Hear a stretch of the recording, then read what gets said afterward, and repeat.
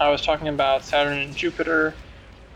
So Saturn, I think Jupiter in our time is exalted above Saturn because it's more close to the material, and people don't really understand the ethereal so much culturally.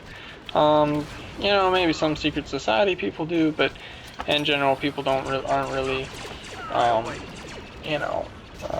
attuned to that world basically. But I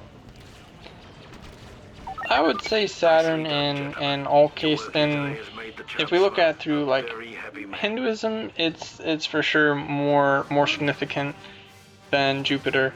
But Western spirituality, it's like Zeus is Jupiter. So I think that's interesting. I think Jupiter also does help with manifesting materials. Like I've seen that in my own life a little bit of like just this general manifestation thing of like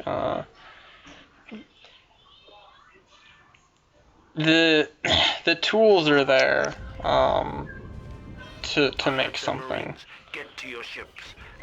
The pieces come together.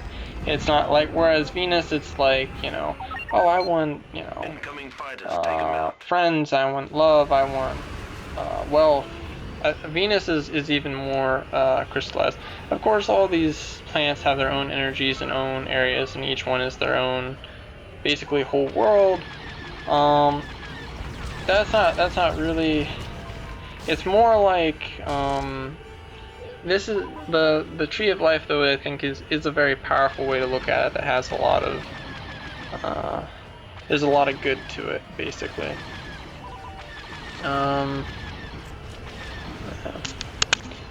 There's a lot of depth to it. You can look at it and kind of see.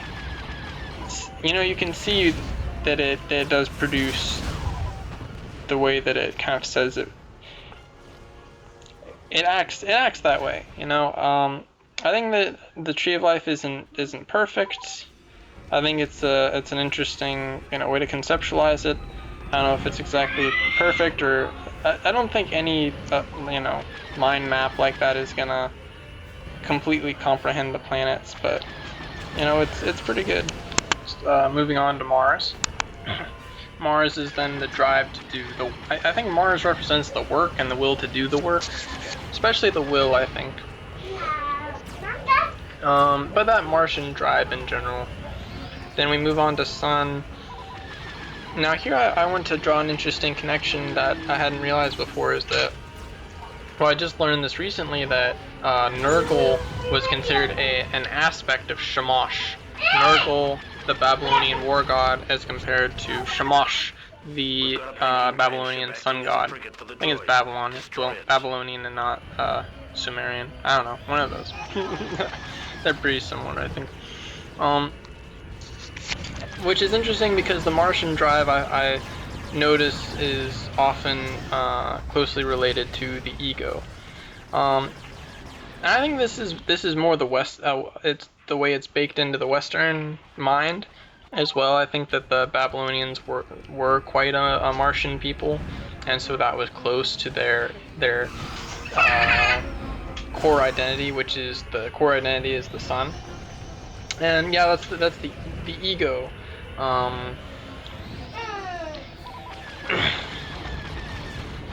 There's a few places I could go with talking about the ego of it, but ego is also related to the work of it. That which is seen, that which is on the surface, which is surfacing. The radiance of it. At the same time, sun is again the concept.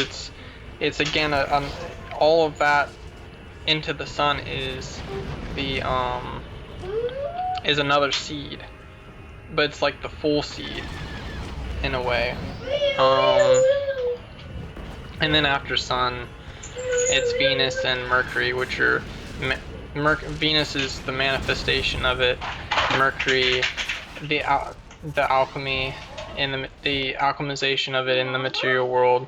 Of course, something has to be manifested before it's alchemized on that level, although you know, a magician alchemizes things mentally earlier in the process, but that's not really the same kind of alchemy that that's not the mercurial alchemy, which is very particular, taking things that are and changing them, and you could see all of this as being, you could see this as having materialized after crossing the abyss, and that these are parts of the process. Like you could think Jupiter, the materials manifest, the, you know, people in your life maybe come around that you can ask for help or whatever, or get them to do different parts of it, or, you know, different opportunities you can take to help get to your dream, make your idea be realized, or it's not really your idea, but the idea you're holding.